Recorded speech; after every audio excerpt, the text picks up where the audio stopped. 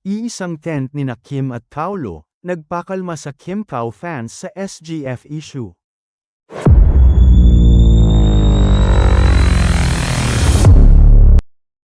Kumalma na ang lahat ng mga Kim Pao fans sa kumalat na balitang may secret girlfriend umano si Paulo Avellino. Naglabas ang maraming solids ng video footage na nagpapakita kina Kim Chu at Paulo na magkasama sa set ng ginagawa nilang movie ang My Love Will Make You Disappear na ipalalabas ngayong March 26. Sa nasabing video mapapanood ang Kim Pao na sabay na naglalakad sa gilid ng magkakadugtong na resting tent. Habang naglalakad, nakahawak si Paulo sa payong para hindi mabasa si Kim. Sa dulo ng paglalakad ng sabay ng dalawa, makikitang pumasok sa isang tent ang Kim Pao kasunod ang kani-kanilang mga staff. Reaksyon ng ilang solids sa kanilang ex-post gaya ni @Cook Jenice Love.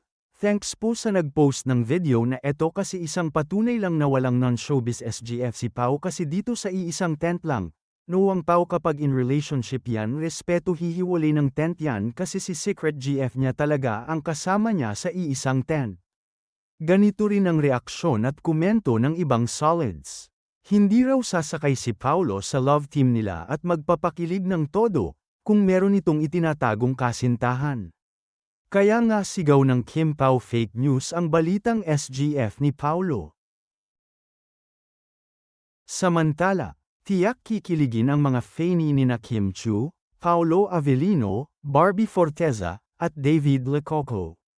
Paparangalan kasi ang kanilang love team na Kim Pao at Barda sa 38th PMPC Star Awards. Makakatanggap ang dalawang love team ng pagkilalang Herman Moreno Power Tandem Award. Matatandaang ang Kim Pao at Barda ay talaga namang umaarangkadang love team sa ngayon at sa mga nakaraang taon. Hindi maipagkakailang nagpapasabog ng kilig at umaapaw ang chemistry ng tambalan sa kanilang mga proyekto tulad ng mga serye at pelikula. Gaganapin ang pagpaparangal na ito kina Kim, Paulo, Barbie, at David sa 38th PMPC Star Awards sa March 23, 2025.